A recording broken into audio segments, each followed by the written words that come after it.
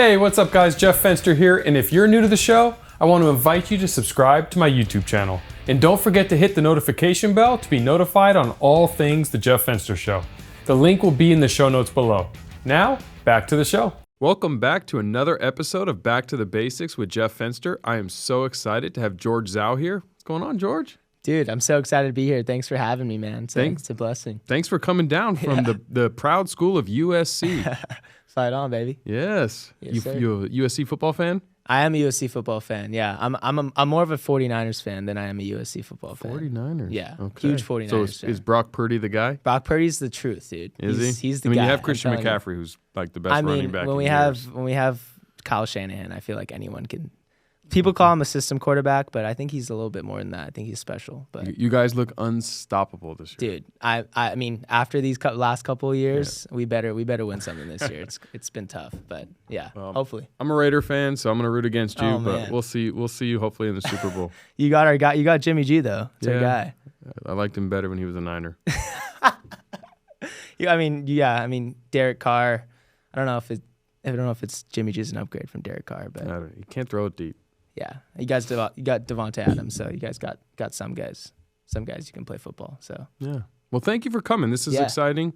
Excited to have you here. Super excited. Yeah. And excited to answer some questions and get into it. For sure, man. Yeah, I'm just super blessed to, I guess, open up my relationship capital. I think that's something that you talk about a lot. I used to work for Dave Meltzer. I know he uses that term a lot. But for you, like, how important has that been? Just for starting companies and just relationship-wise, social-wise, how important is that term for you, and how has that helped you? It's everything. Yeah. And I said this numerous times, but I would say 85%, 90% of all the success I've ever achieved in business and opportunities that I have been able to get have been a result of my relationship capital and who I know.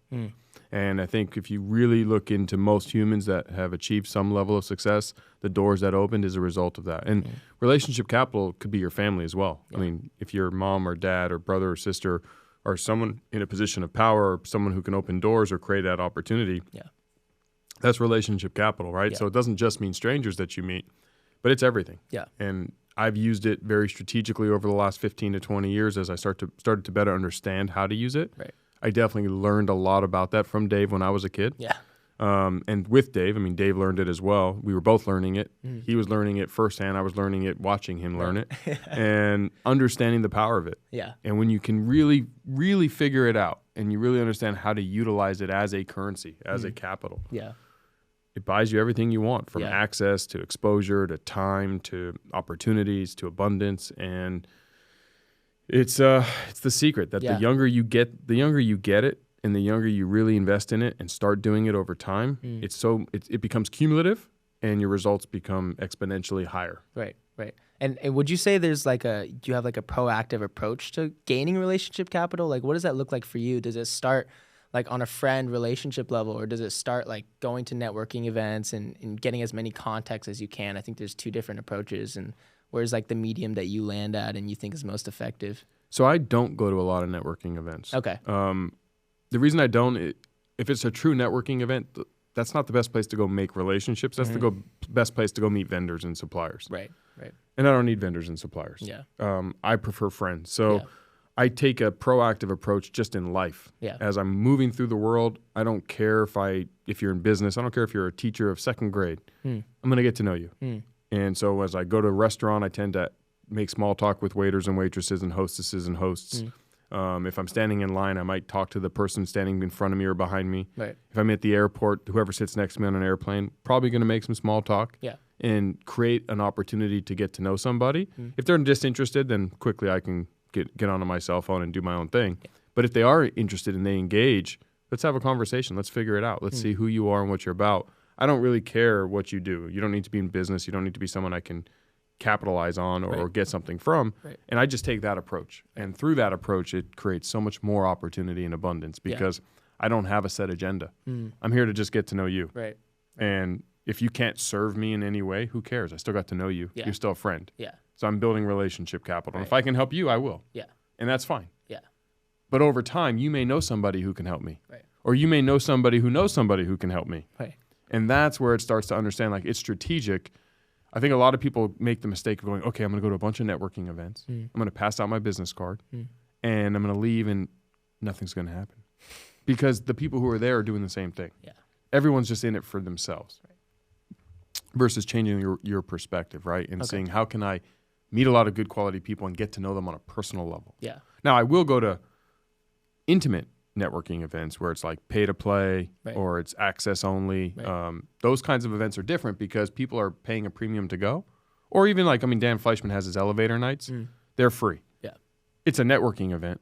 But I go to that because it's a networking event of already individuals who are not necessarily just like there to pass out business cards. I'm going to meet an insurance agent. I'm going to meet a real estate agent. Right. Like it's a different kind of networking event. So I would say the type of networking event matters. Yeah. I shouldn't say all networking events. That was probably an overstatement. But I would take it more of you go through life every day.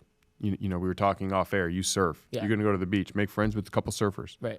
You're going to go to Everbowl, make friends with some customers in there. Yeah. Or you go to one of my competitors, make friends with some of their customers there. Yeah. Whatever you're going to do. Right. But just go through life making friends. Okay. Yeah. And do you think like if there's someone you specifically like you made friends with and you know they're in the field that you want to go into and they have a ton of relationship capital that you want to tap into, it's like how do you kind of follow up and gain like a closer relationship? Like not just you meet at an event, you're friends, get their contact, you get their LinkedIn, whatever it is. How do you follow up and like in the most effective and like non-sales way, where it's like you're trying to gain value from them so that they're willing to like open up to you and have better conversations and then actually be able to provide value to you? Like how do you do that without acting like you want to gain value from them? Solve their problems first. Okay. So I would try my best to understand. I'd be like, okay, George, like, what are you struggling with today? What's most important to you today? What are you putting your effort, energy, and love into?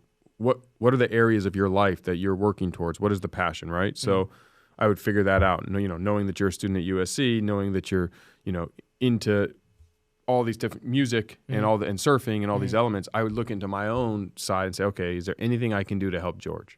Is there anyone I know who can help George? Is there anything that George has coming up that maybe I don't know anyone who can help him and I don't have anything of value, but I can donate my time. Maybe you're doing a concert and you need someone to come and pass out flyers, or you need someone to come and just be there. Yeah. So that's where I can donate my time, my energy, my effort.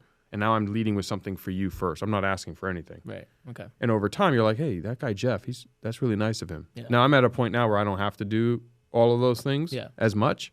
So it's more like, how can I make a key introduction for somebody? Right. How can I have them come to my studio and get them some exposure on something? How can I do something else that I can use what I have to help? Right. Not knowing how it's going to help me in the future. Yeah. If I strategically wanted something from somebody like Joe Rogan, right? Let's say you knew Joe Rogan, and I want to get on Joe Rogan's show, which I do. Anyone listening, you can get me on the show. Then I would say, okay, I need to do a lot of good things for George because that's a big ask. Yeah. And I'm nowhere near. We don't have the relationship capital yet for me to ask. Right. I don't have that built up deposit. So it would take some time, and I would continue to do as much as I can to help you to the point where you would say, hey, Jeff, you've done a lot for me. Is there anything I can do for you? Yeah. Actually, there is. Right. Okay. And I need to get to that point. Yeah. So just providing value first is kind of, and that's what Dave talks about all the time too, is like, how do you provide? Do you think like you going, like getting to the position you are now, did you have to do that first for a lot of people? Many years. Okay. Many years. Yeah. And what did that look like for you? Like how, was it ever a point in time where you like doubted if it was going to pay out, or was it kind of just, you knew it was going to end up? No, I always doubted it. Okay. It's normal. Yeah. I mean, it's like all things. You're going to not get what you want 99 out of 100 times. Right. And sometimes it doesn't come from the people you spent a lot of effort and energy to do it with. Mentors, people who love you, you would expect to get something from, is probably not going to come. It's going to come from somebody you had no idea it was going to come from. Wow. But that's okay. Yeah. Right? Because you're learning the craft with those people to see the results with other people. Yeah. And that's okay. Yeah. The key is not to waste too much time on one relationship. Okay. And I don't mean that that sounded really bad, but that's not the intent of what I meant. What I mean is, don't put all your eggs in one person who has a lot of like if I was the only person you knew with relationship capital, don't invest everything in me. Right. Invest some in me, but invest in others as well, because an abundance of humans. The key is to have a lot of good quality relationships with a lot of people. Yeah. Because now a lot of people are going into the world saying, George is a cool guy. Yeah. George is into these things. And whether or not I can come up with anything to help you, one of us can. Yeah. So if you know 100 people who love you, care about you, and are thinking about you, that's better than one person who loves you, cares about you, and thinks about you. Right. And so it's the constant effort of how do I create these relationships at a meaningful level all the time. Okay. With everybody. Yeah. The janitor to the president. Doesn't matter what position they're in. They know somebody who can help you. And every good human being has value. If you meet someone who's a bad human being, move on. Yeah. Like, I don't have time for bad humans. Yeah, for sure. Yeah, man, that's great. I think that's something I'm thinking of, like going to USC and meeting on like the Trojan family, right? The alumni. I think shifting that perspective to providing value rather than like, how can I receive value has been huge. Another question I have that specifically like I'm really looking into is like, I want to do startup, right? And the term like failing forward is something I hear all the time. And how has that like worked for you? Has like, I don't know your company failures before your company's been successful, but how has that like helped you? And was that something that you looked forward to doing in terms of like you wanted to fail forward first before you went to those and found those companies? And how did you get off the ground, I guess? Well, I think you're using the word fail forward and you're using company, and I think you fail forward in a lot of things, and it doesn't have to be just the company's failure, right? Okay. So I started a company. It ended up selling for good money, but I failed forward a lot in between. And so what I mean is the behaviors and actions that happen along that path, you can fail, and that moves you forward. And so fail forward is the idea that you're going to try something, it's not going to work, but now you know one way that doesn't work and you have a new idea on how to make it work, right? Okay. It could be that your company fails, so you pivot to something brand new, but that's a bigger fail forward. Right. It just means that you can do this across all different ways. So to use a simpler analogy, I could go get a surfboard and I can go out into the water and I could fall on my face and I can realize I can keep falling and falling and falling. And then I realize, you know what? I want a little longer board that's a little thicker. So I buy a longboard. Right. Well, okay, I failed my way to understand I'm a better longboarder than shortboarder. Yeah. Right. Or I like it better. Yeah. That doesn't mean that I quit surfing altogether and I go play tennis. Right. Right. Okay. So you can, or it is like I realize I don't like cold water. I don't like waking up early. I don't like falling off my surfboard. Yeah. And I want to go play a different sport. Right. Either way, I failed myself into whatever's next. Right. So fail forward is the idea that you try things. If it doesn't work, you keep trying, but you don't quit. Yeah. You don't say, oh, this isn't for me, I'm done. And now you're a victim, or now you talk about why you can't do these things. It's about how you continuously move forward to the next iteration, the next pivot, the next adaptation. And so with companies, for me, it's definitely been that case. I mean, I've failed in multiple companies. I've started things that completely just didn't work out. Yeah. Okay.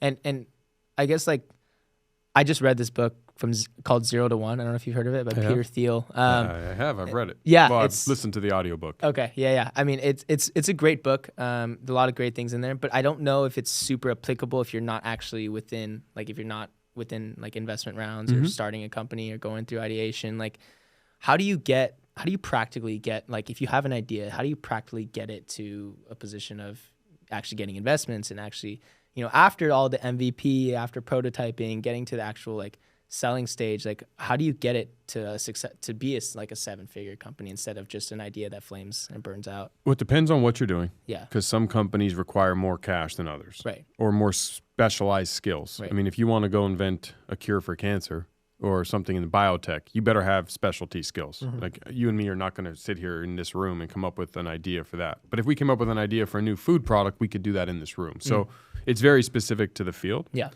However, the key thing, and I've raised north of $100 million for companies, either my own or others. Yeah. And the reason I've been able to do that successfully is because I understand how money moves. And a lot of entrepreneurs fail to realize what attracts money. I don't want to invest in your company to pay your salary. I don't want to invest in your company for R&D unless it's a huge idea. Yeah. Like if you're going to cure cancer, okay, that's a huge idea. Yeah. If you're creating acai bowls and you need help with the recipes, I don't need to put my money into that. Like figure out your own recipes. You know what I mean? Right. So you got to figure out how money moves, and money really wants to be the rocket fuel. Okay. So if you think about a rocket ship, I don't want to help you figure out how to build a rocket ship. I don't want to help you figure out where you're going to go on this rocket ship. I don't want to pay and invest for all of that part, that legwork. Once you have that rocket ship standing up and you tell me we're going to the moon or to Mars or Jupiter or wherever this is going, and I believe that's cool and exciting, and you just need my cash to take this rocket and fly, okay, I'll give you money all day. Yeah. And so if you can position your company to a position where you're looking for growth capital, rocket fuel, and saying, look, I've gotten my MVP done. I've done some testing. This is it. This is our go-to-market strategy, and I need to raise some capital to bring this thing to market. But here's the upside. Here's the product. It's vetted. There's going to be still iterations, but it's vetted. Like we're ready to go. And I want to raise capital. Money's easy. It's very hard when it's, well, I'm working at this job, but I want to quit my job to do this full time, so I need to draw a salary, and I need now I'm just paying you to be an employee of your own company. Why? And that's where friends and family comes in. That's the people who believe in George that say, hey, I'm giving George money because I love George. The businesses doesn't matter. But as an investor, like if I invest in companies, if you come to me for an investment, I want to give you growth capital. I want to see my money compound and us to go do something. And if it doesn't work, it doesn't work. But you've de-risked a lot of it because it's growth capital. So at Everbull, I self-funded the first restaurant. It took off. I had 4 restaurants before I raised a single dime. And I was able to show investors, look, I have 4 of these, and I'm going to go open 100. You want to give me some growth capital? I figured out the recipes. I figured out the logistics. I figured out my systems and my marketing edge and all these different things. Very easy. Very easy. Versus had I gone in with this idea for an acai bowl shop in 2016 with 0 restaurants, none open, no idea if it's going to work because acai bowls weren't prevalent, right? It's just a matter of timing. And I think a lot of people go raise money too early because they don't want to sacrifice. I started my first company. I had a house, I had a 6-figure job, I had a kid and a fiance. I quit my job, I sold my house, and I moved my family into my parents' house because I had to sacrifice to go do my business. My mom and dad gave me a $20,000 investment because they loved me, not because they cared about my business, right? Friends and family. We grew it out of my mom's kitchen, me and my partner, into getting our first office. From our first office, we raised private equity capital after we were already a low 6-figure business. We were doing a few $100,000 a year. We had shown trajectory. We had shown a revenue model. We had figured out our SOPs. So I went to private equity and I said, look, here's our business. Now we need some growth capital for marketing, to expand, to hire. But this is where we're going. Really easy to attract and retain that capital. So that's how I would recommend people think about their companies, or you specifically, is once you have that idea, get it as flushed as you can and get it as close to growth capital requirements as you can, and raising money is easy. Go to friends and family for that seed funding. Because they're going to believe in you. And that's who you need. Just a traditional investor is not going to, they're going to like you. They're just not going to put their money there. And like the product, not you. They're just not going to do it. And so you really think like doing the due diligence and kind of like setting up the product and just the trajectory of everything, and even like having it a functional, like profiting business is It doesn't have to be profitable. Okay. Because I wasn't. I think that's very difficult. It is. Being profitable, no, but showing a path to profitability and showing what my cash is why my cash is going to take you there. Right. Which is, look, I'll use my payroll business. We have 150 clients paying us this. But with my salary, my partner's salary, our internal people that we had, our office, we're still burning money. We know that when we get to 293 customers, we're profitable, and we can stay profitable. And then look what happens at 500, and look what happens at 1,000 customers. And this is how we're getting there. And look, we got 150 customers doing this. Your cash allows us to do that better. It feeds the burn that we're running out of money and gives us the runway we need to get this plane off the ground. But when we do, look at the hockey stick. But now you're like, okay, they already figured this out. They've already demonstrated they can sell it. They have 150 customers. They're still losing money, but that's normal. Investors aren't afraid of businesses that lose money. Investors are afraid of businesses that lose money forever or haven't figured out how to make money. We figured out our model. We just needed time.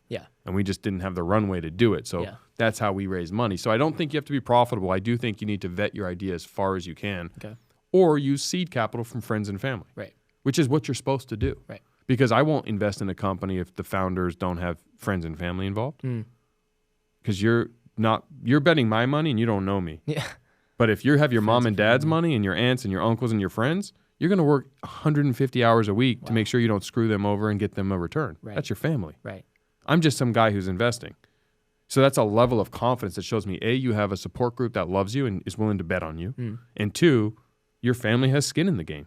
I mean, you might not have money, but your parents might have put money in, or your friends or whomever. Well, okay, I feel good about that. Because if tomorrow you get a new idea and it's just my money and you don't really know me, you could just quit and go do something else. You're not doing that to your parents, right? You're going to see them forever. So there's elements to how you can build this story to go raise money very effectively and easily. And once you have, and you need growth capital, the money is going to come to you. People want to put their money in those deals. Right. Hey everyone, just wanted to take a second to say how incredibly grateful we are for all of our listeners, and I want to hear from you. Your feedback is greatly appreciated, and it will only help us make this show better for you. So any questions you have, click the link in the show notes below and let us know. Now, back to the episode. Outside of financial, like how, I think the book specifically 0 to 1 talks a lot about like contrarian questions. So like when you start a company, the way that you can tell if it's going to be successful is it like really goes against the grain and stays out of like the competitors. It stays out of competition. Mm-hmm. And so like when you were starting Everbowl, was that something that came up into your mind? Like acai bowls have existed before 2016. Maybe it wasn't super popular. But like you said, bonsai bowls was there before. Why did you think, and why did you take the risk on Everbowl and that idea? Was it like a specific innovative recipe that you had, or was it just like you wanted to go in there and you thought that you would beat out competitors? Well, there wasn't very much competitors. And in 2015, 9.5 out of 10 people didn't know what an acai bowl was. Right. There was a bonsai bowl. Yeah. And I'll pay homage to them. They've been around for a decade, before me. And I had their bowls, and I liked it. But they were none of them were in San Diego. None. I knew of a coffee shop in San Diego, and I knew of one other bowl shop that sold an acai bowl in San Diego. Yeah. And I really enjoyed them. So I was importing them into my house. Yeah. Making them at home for years and years and years. Wow. From 2010 to 2016, if you went in my freezer, there was acai there. And I had friends would come over, and we'd just eat it. And to be honest, I started the company. Originally, the path for Everbowl was never to be what it is today. Like I failed forward and ideated throughout and changed and whatever. But it wasn't, I don't necessarily agree that you have to be completely contrarian to have a good company. Okay. I think sometimes you just have to also skate to where the puck's going to be. Yeah. And I recognize that these are delicious and they just aren't here yet. Yeah. And so why not bring them here? Okay. And be early to market and build a brand and do it differently and see what we can do. Right. I do agree in some elements contrarian thinking is a benefit. Yeah. But I wouldn't teach people or suggest you just, I have to be so different to make this thing work. That's not true. Can you improve it 3 to 5%? Because if you can build a phenomenal company. Right. Elon Musk's electric car is not, he didn't all of a sudden put 3 wheels on the thing. Yeah. Right? Yeah. He made it sexy. Right. He sexified the electric car experience from, the Prius version of the best, which was not electric, but the best gas mileage. Yeah. And the Volt, I think, was the electric car at the time. Yeah. And he said, let's make this sexy so everybody wants to drive it. Right? That's a small incremental improvement on something that was already there. And look how big Tesla became. Okay. Right? Yeah. Amazon digitized the shopping experience. Yeah. Right? Yeah. Apple sexified a cell phone and a smartphone from what was bulky and big with a typewriter to very smooth and a phenomenal UI. Right. So when you look at the biggest, best companies, they don't necessarily go contrarian. Yeah. Doesn't mean you shouldn't, and there's still opportunity for that, but I would caution you not to just think, I have to be contrarian. Like, improve 3 to 5%, but also think differently. Yeah. I think the key there, and what Peter was talking about, was really the ability to think differently. Yeah. Not always have to build differently. Yeah. Yeah. Yeah. And being like a first mover within the space, I think is huge too. Yeah. Right? Like, here's a think differently example. I started Everbowl. I knew nothing about restaurants. Right. So my ignorance allowed me to think differently, not because I wanted to, just because I had no knowledge. So when I opened, all my restaurant friends were like, oh, you should give away a coupon, like buy one, get one, or 50% off. Yeah. And I was like, no, I'm just going to give away free food. And they're like, wait, no, don't do that. Yeah. You need people to learn to pay for your food. Right. And I'm like, well, no, I want them to try my food. If they like it, they'll come back. Okay. And they kept telling me, all my friends own restaurants, like, no, don't do that. And I'm like, why not? And they're Out like, of ignorance. well, because they were like, how are you you're going to lose your ass giving away all this free food. I'm like, well, if I give them all free food and they like it, I think they will come back. Yeah. If I give them a half off coupon for a product they've never heard of, maybe they come. Yeah. Maybe they don't. But free, they're coming. And so I gave away free food. Yeah. And it worked really well for me. Yeah. And was that contrarian to the industry a little bit? Yeah. At the time? Yeah. At least, so my friend group in the restaurant space, it was contrarian. Yeah. But still an acai bowl. Yeah. Yeah. And I think like just having that perspective on doing things that are different than other people, I think is huge too.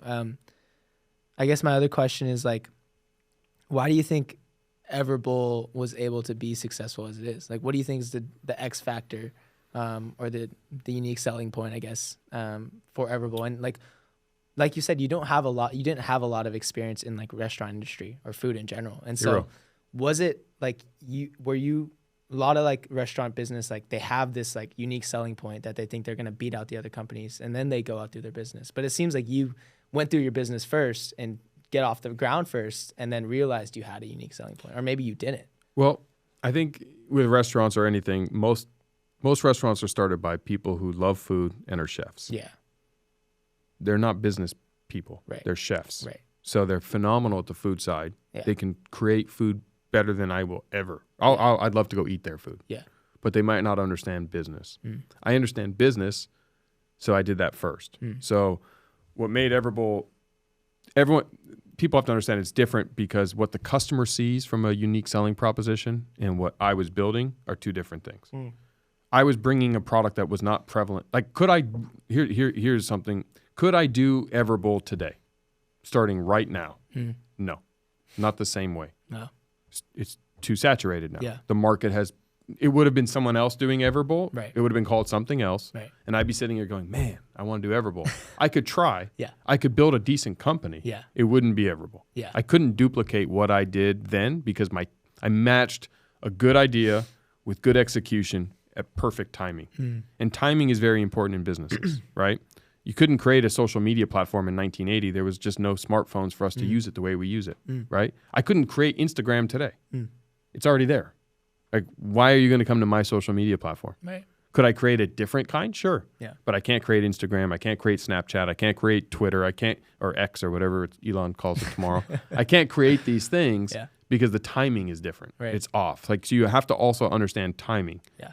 That's where contrarian thinking come in. Like, okay, can I do it differently? Because I'm going to be lost in the sea of all these things. Yeah. So I couldn't duplicate the success I had at the early days of Everbowl today because I had first mover advantage in most markets where I've opened. Because, was there a place called Bonsai Bowl? Sure. Yeah. But there's only a couple of those, and they're more locally owned and operated, and they're not growing into a national chain. Right.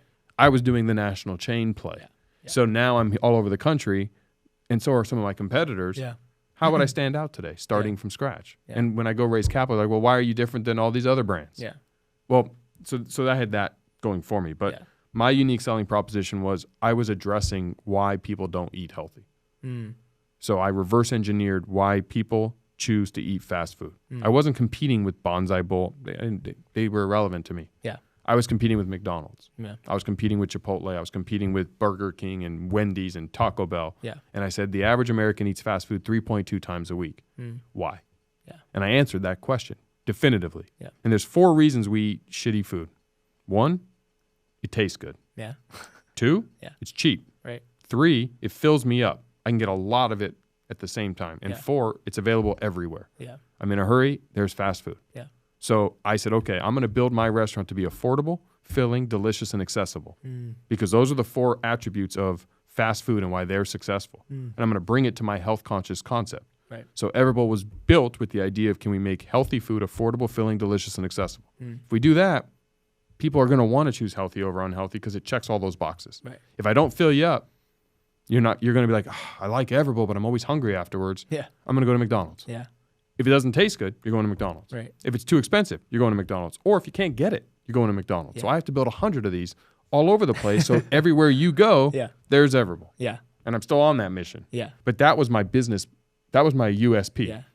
We're going to make, if you were an investor, you said, why would I invest in your brand? So you answered. Because I'm solving these problems, these 4 specific problems. I didn't talk about my great tasting food. I didn't talk about my aesthetics and how cool the restaurant looks. Right. I didn't talk about any of that stuff. Those are features. Yeah. Features don't sell. Solution-based selling, what is the problem I'm solving? I'm solving why the average American chooses to eat unhealthy. Yeah. That's a huge market. Yeah. And that's a different model than my food tastes good. Yeah. I can hire chefs Yeah. to come make my food taste better if I created bad bowls. Yeah. Right? I can change the decor. But this is what we're targeting to do. Right. And so that was what and how we grew Everbowl. And if I had to do it again today against myself, I don't know how I would do it. So I'd probably do something else. Yeah. And so I think I think timing is huge, right? I think that because you were first mover, it really allowed you to kind of sell something to investors like, well, we haven't seen this, at least in San Diego. So, well, they didn't even know what it was. Yeah. Acai? Yeah. What is this?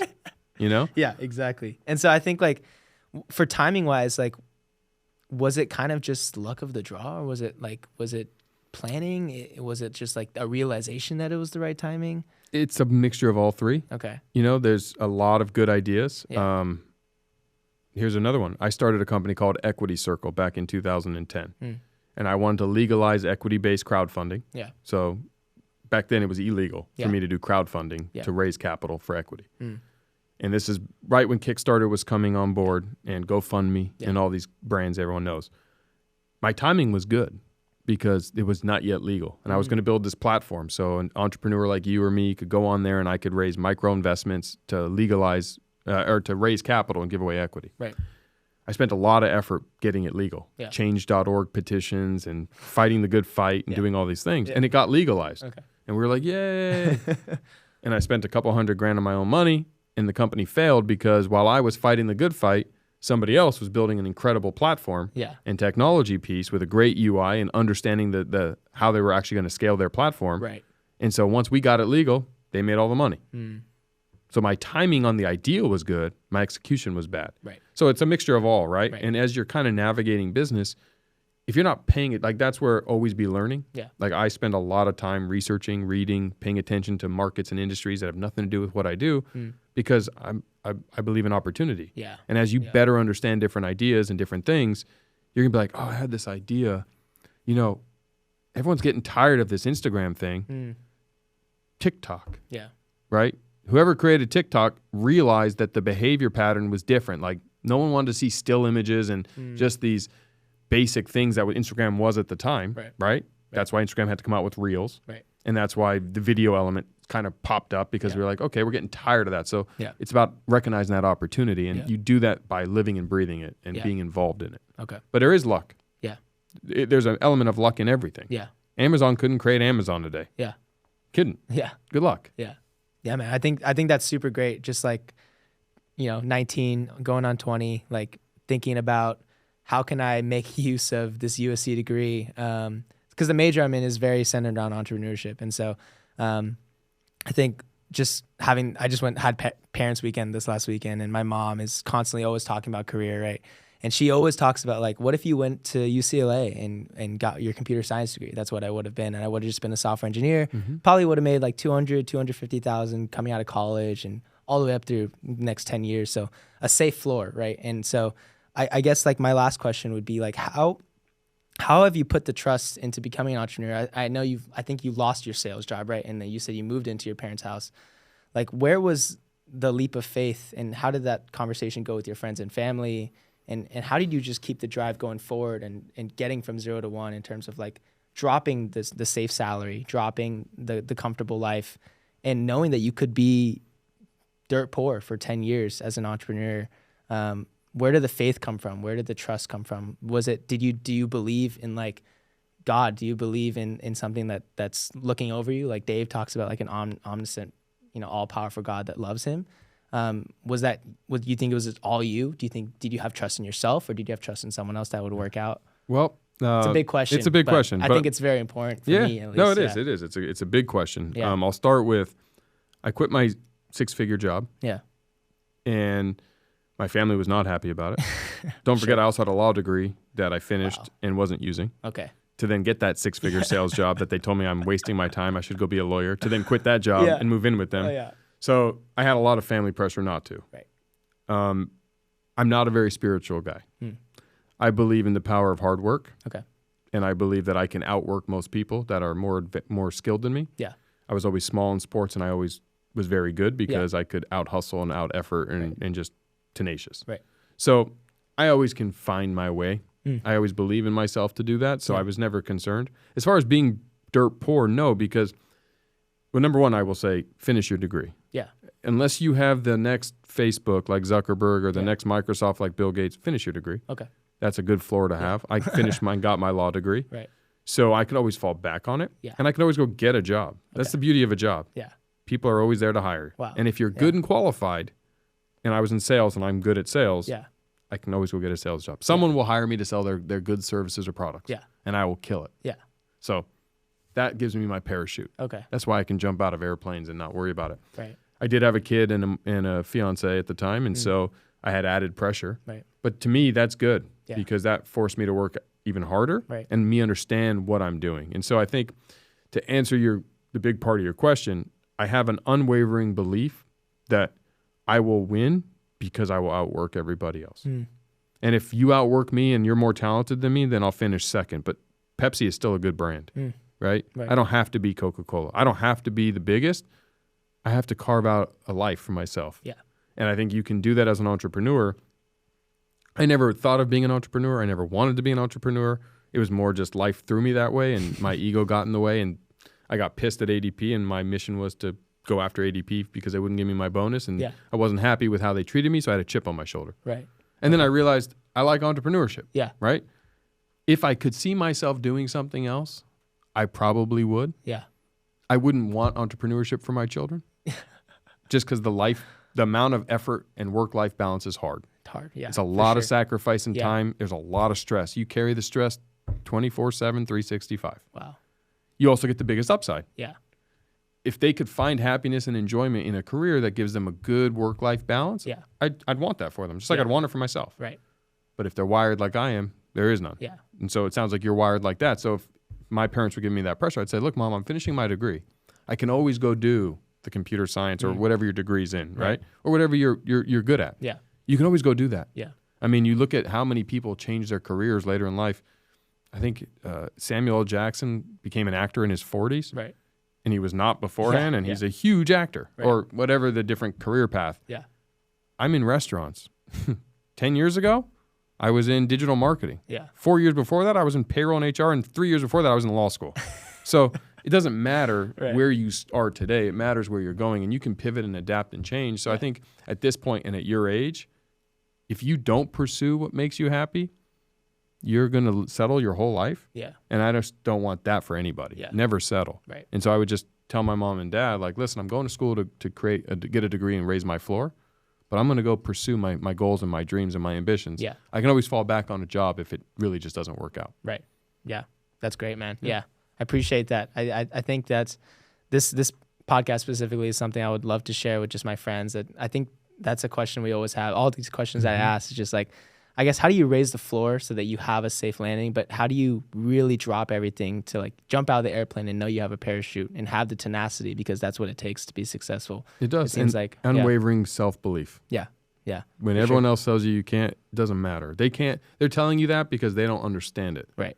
But they don't understand it because they're not you. They don't see what you see. Right. And that's okay. Yeah. And it doesn't mean you're going to become rich. Yeah. Like if you're doing it for the money, you won't win. Yeah.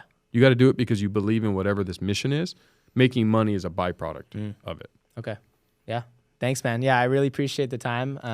And I just appreciate having this connection with you. Is great for someone like me. And I would love to continue conversations going forward. And hopefully I can get into the position that you are today. It would be a dream come true. So I appreciate it. I'm here for anything you need, George, anytime. Yeah. You can text me, call me. Thanks for coming on. Thank you guys for tuning in to another segment of Back to the Basics with Jeff Fenster and George Zhou. And look forward to seeing what he's going to do in the world, because I'm excited for you, man. I think you're going to make some serious waves, and I look forward to saying one day in the future, I'm going to get to say I had George here on this show. Thank you, man. I appreciate it. Thanks for coming on. Yes, sir. Thank you so much for listening. If you're looking to level up your relationship capital game, then take a minute and text the word Jeff to 33777 for a free copy of my Network to Millions playbook.